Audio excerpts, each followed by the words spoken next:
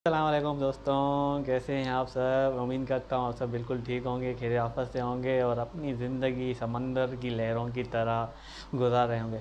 तो दोस्तों, आज का जो हमारा टॉपिक है वो है एक्सट्रैक्शन ऑफ जिंक के हम एक्सट्रैक्शन ऑफ जिंक कैसे करते हैं। हमने पिछले वीडियो में एक्सट्रैक्शन ऑफ एल्यूमिनियम किया था। अगर आपने वो वीडियो नहीं देखा तो काइंडली पहले वो जाके देखें, वो भी जाके देखें। और अगर आपने हमारा चैनल अभी तक सब्सक्राइब नहीं किया तो काइंडली डू सब्सक्राइब। एंड आपकी सब्सक्रिप्शन से ही हमारी मोटिवेशन होगी। अगर आप हमें मोटिवेट नहीं करेंगे तो हम कैसे बढ़ाएंगे। तो काइंडली डू सब्सक्राइब। और चलते हैं हम अपने टॉपिक की तरफ, एक्सट्रैक्शन ऑफ जिंक के। एक्सट्रैक्शन ऑफ जिंक कैसे करते हैं। जो हम एक्सट्रैक्शन ऑफ जिंक करते हैं वो जिंक सल्फाइड से करते हैं। जिंक सल्फाइड क्या है, जिंक ब्लेंड के जो जिंक का अपना और है। हम जिंक ब्लेंड लेते हैं जिसको हम ZnS कहते हैं, जिंक सल्फाइड, सही है।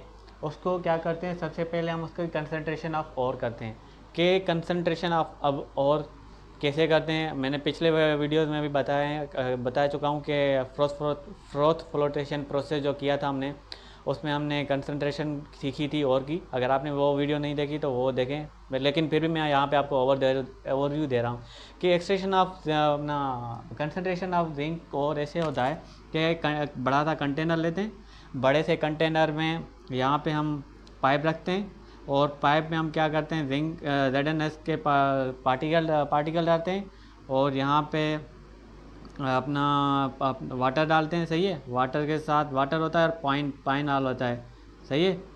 वाटर एंड पाइन ऑयल डालेंगे और यहाँ से हम अपना क्रस्ट जो अपना हमारा और होगा ना, जिंक सल्फाइड, वो डालेंगे।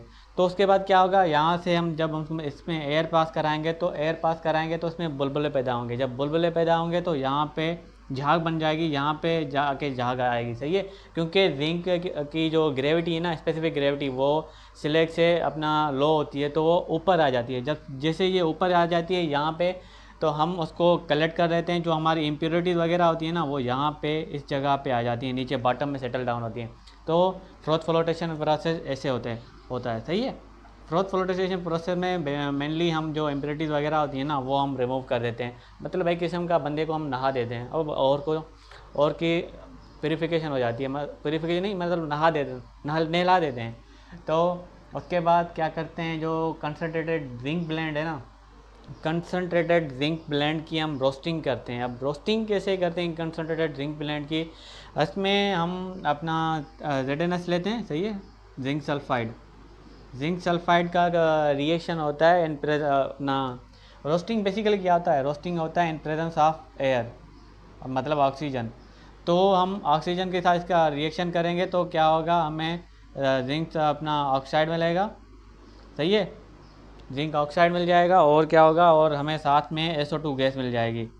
अब ये तो हमें अपना क्या हो गया, इसकी रोस्टिंग हो गई जिसमें हमें जिंक ऑक्साइड मिल गया। अब जो ये यहाँ पे जो SO2 गैस मिली है ना, अपना इसको, ये तो इन्वायरमेंटल फ्रेंडली नहीं होती, तो इसको फर्दर प्रोसेस में यूज़ करते हैं जिससे अपना SO4 सल्फ्यूरिक अपना हाइड्रोलिक बना देते हैं, सही है।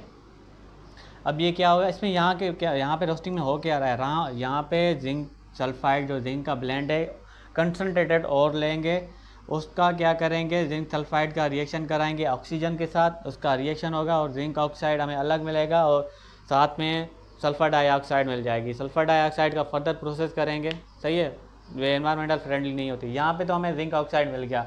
अब क्या होगा, जिंक ऑक्साइड, अब इसकी रिडक्शन करेंगे, जिंक ऑक्साइड की रिडक्शन करेंगे। जिंक ऑक्साइड की जब हम रिडक्शन करेंगे तो कैसे होती है, जिंक ऑक्साइड की जो रिडक्शन होती है, रिडक्शन ऑफ जिंक ऑक्साइड, इसमें क्या होंगे, जो जिंक ऑक्साइड है ना, वो उसके साथ हम मिलाते हैं अपना, उसका रिएक्शन करवाते हैं पाउडर कोक के साथ। पाउडर कोक के साथ रिएक्शन कराते हैं। इस रिएक्शन को क्या कहेंगे, हम बिल्जिंग प्रोसेस कहेंगे, सही है, बिल्जिंग प्रोसेस। इस प्रोसेस को कहा जाता है अपना बिलियन प्रोसेस। मैं आपसे नोट भी शेयर कर लूँगा, सही है। ये आपका होगा, इस प्रोसेस को हम कहेंगे ये रिडक्शन ऑफ जिंक, सही है। रिडक्शन ऑफ जिंक को क्या कहेंगे, बेल्जियन प्रोसेस।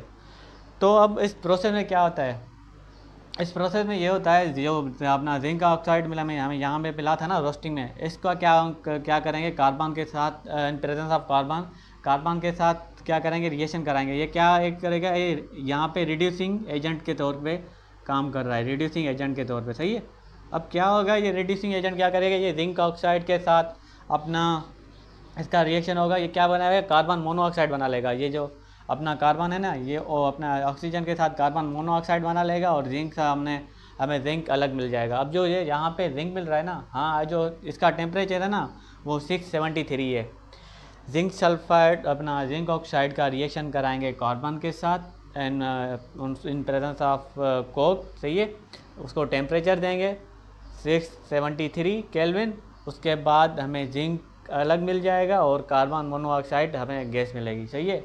हमें जो चाहिए वो मिल गया। अब जो यहाँ पे जिंक मिल रहा है ना हमें, वो तकरीबन 95% तक प्योर होता है, सही है। 95% तक प्योर होता है। अब जो हमें 99.99% तक हमें प्योर चाहिए, तो हम इसको कैसे प्योर करेंगे, तो हम क्या करेंगे, इसकी डिस्ट्रक्टिव डिस्टिलेशन करेंगे। अब इसकी डिस्टिलेशन करेंगे। डिस्टिलेशन कैसे करेंगे, हम 2 वेसल लेते हैं, सही है। इसमें ये ऐसे अपना वेसल आती है, एक दूसरी वेसल लेंगे। यहाँ पे क्या लगा होता है, यहाँ पे मतलब कि चिलर लगा होता है, मतलब कूलिंग एरिया होता है। यहाँ पे कूलिंग एरिया होता है। अब क्या करता है मैं आपको बता रहा हूँ, चिलर कह सकते हैं आप। यहाँ पे इसमें डालेंगे अपना जिंक जो हमें मिला हुआ है वो डालेंगे, सही है। जिंक डालेंगे। अब क्या करेंगे, इसको नीचे से हीट देंगे। जब यहाँ से उसको हीट देंगे ना, जिंक को जब हीट देंगे तो वो उसका बॉइलिंग टेम्परेचर कम होता है, इसकी इम्प्योरिटी का बॉइलिंग टेम्परेचर ज़्यादा होता है, सही है। वो क्या करेगा, वो जिंक अपना इसमें आ जाएगा, वेपर फॉर्म में आ जाएगा, गैस फॉर्म में आएगा। और वो यहाँ पे गैसेस फॉर्म में आके यहाँ पे गैसेस से फिर लिक्विड में जाएगा, सही है। क्योंकि यहाँ पे थर्मामीटर लगा हुआ है, कूलिंग कर रहा है गैसेस की, तो वहाँ पे आके इस वेसल में आ जाएगा। यहाँ पे जो जिंक मिलेगा वो तकरीबन हमें प्योर ही मिलेगा। फिर से बता रहा हूँ, 2 वेसल लेते हैं हम इसमें, सही है। 2 वेसल है आपकी। ये यहाँ पे क्या बन गया यार, ये ऐसे वेसल होती है, सही है। ये वेसल होती है, यहाँ पे थर्मामीटर लगा होता है। इसमें दूसरी ये जो पाइप इसमें ऐसे आ रहे होते हैं, यहाँ पे कूलिंग एरिया होता है इसका, सही है। फिर यहाँ पे आके ये दूसरी वेसल होती है। अब क्या करेंगे, यहाँ पे जिंक है हमारा, जिंक को हम क्या करेंगे, हीट देंगे। जब हीट देंगे ना, जिंक वेपर अपना गैसेस फॉर्म में आएगी, सही है। यहाँ से गैसेस की गैसेस जाएगी। यहाँ पे आके ये क्या करेगा, इसको कूल करके गैस को कूल कर देगा, गैस को लिक्विड फॉर्म में लेके आएगा, सही है। लिक्विड फॉर्म में आके यहाँ पे आके हमें फ़िल्टर होके जिंक मिलेगा और जो इम्प्योरिटीज़ होगी ना यहाँ पे सेटल डाउन हो जाएगी। तो इस तरह हमें तकरीबन 99.99% हमें जिंक मिल जाता है। ये हो गया हमारा एक्सट्रैक्शन ऑफ जिंक। अगर कोई भी इसमें चीज़ समझ नहीं आ रही आपको, let me know, I will try to reconduct it, सही है। आप कमेंट करें, मैं आपको इंशाल्लाह बता दूंगा। फिर से मैं बता रहा हूँ, हम इसमें करते क्या हैं। अपना जो हमारे पास और है, और लेंगे, और का कंसंट्रेशन करेंगे। और का कंसंट्रेशन कैसे करेंगे, फ्रोथ फ्लोटेशन प्रोसेस होगा इसमें। फ्रोथ फ्लोटेशन प्रोसेस में हमें फिर क्या मिलेगा, कंसनट्रेटेड जिंक ब्लेंड मिलेगा। कंसनट्रेटेड जिंक ब्लेंड की रोस्टिंग करेंगे। रोस्टिंग कैसे करेंगे, जिंक सल्फाइड को ऑक्सीजन की प्रेजेंस में उसका रिएक्शन होगा, फिर जिंक ऑक्साइड बन जाएगा और साथ में हमें SO2 गैस मिलेगी। जो SO2 गैस मिलेगी वो इन्वायरमेंटल फ्लूइडिटी नहीं होती, उसका फर्दर प्रोसेस कर लिया जाता है और जिंक ऑक्साइड हमें अलग से प्रोसेस अलग मिल जाता है। तो जिंक ऑक्साइड का क्या करते हैं, उसका फर्दर हम उसकी रिडक्शन करते हैं। रिडक्शन किसके साथ करते हैं, हम कार्बन लेते हैं, कार्बन के साथ इसकी रिडक्शन होती है। फिर क्या होता है, कार्बन मोनोऑक्साइड बनता है और जिंक अलग हमें मिल जाता है। फिर यहाँ पे जो हमें जिंक मिल रहा है वो 95% तक प्योर होता है।